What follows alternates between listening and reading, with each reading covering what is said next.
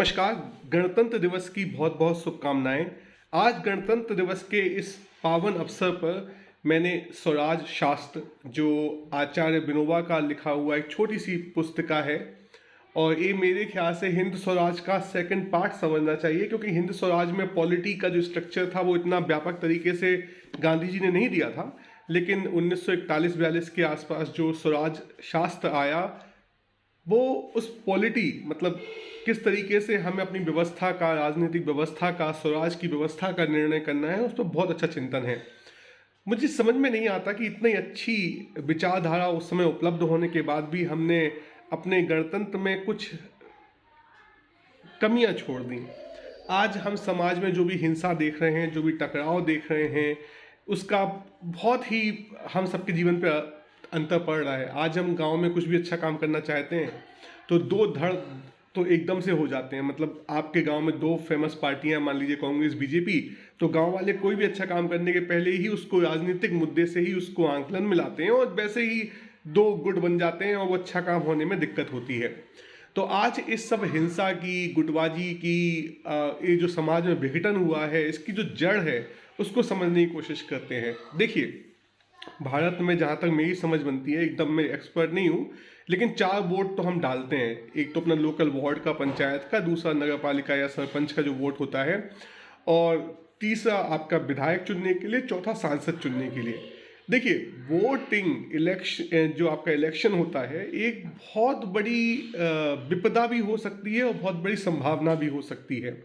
आज का जो लोकतंत्र है वो इलेक्शन को, वोटिंग राइट्स को एक हथियार की तरह यूज़ कर रहा है पॉलिटिकल सिस्टम, क्योंकि हमें उन चीज़ों के लिए वोट डालने को दिया जाता है, बोला जाता है, जिसकी हमें पूर्ण समझ नहीं है।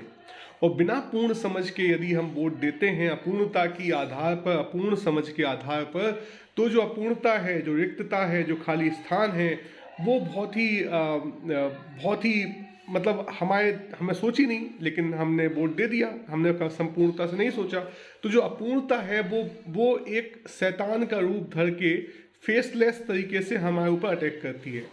देखिए, हम वार्ड का वोट दें या पंचायत का वोट दें तो हम समग्रता से चीज़ों को सोच सकते हैं। मतलब हम शिक्षा, स्वास्थ्य, सड़क, आदमी का कैरेक्टर, आदमी का फैमिली बैकग्राउंड, आदमी की सोच, आदमी की विचारधारा, वो सब परख के हम आदमी को वोट दे सकते हैं, चुन सकते हैं।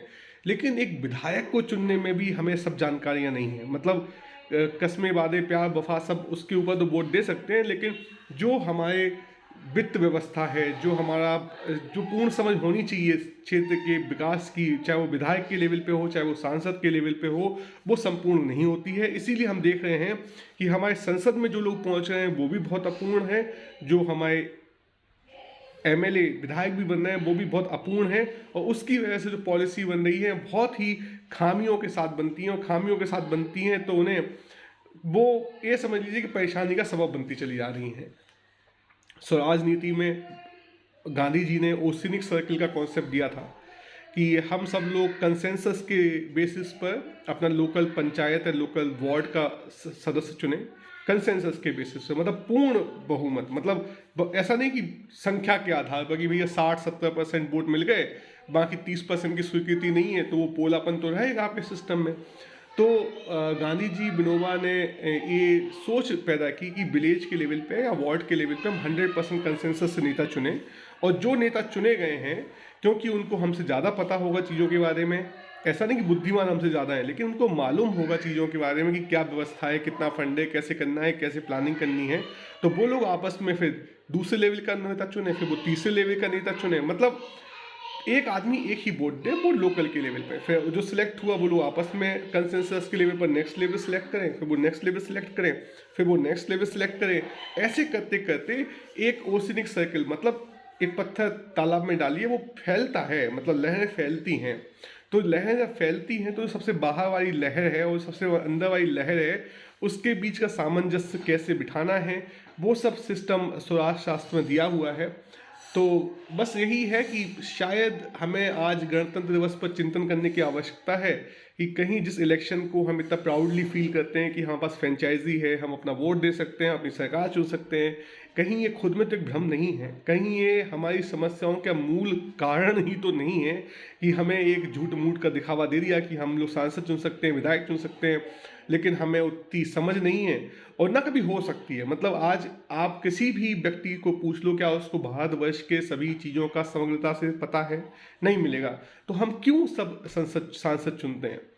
तो वो ही सब चीज़ें हैं, तो समझना पड़ेगा। गणतंत्र दिवस के मौके पे आज हमें चिंतन करने के लिए उठना पड़ेगा, वरना हम लोग ऐसी भ्रामक अपूर्णता वाले लोकतंत्र में जीते रहेंगे और हिंसा करके एक दूसरे को परेशान करते रहेंगे और शायद यही हमारा विनाश का कारण भी बन जाए। या तुझको अर्पण।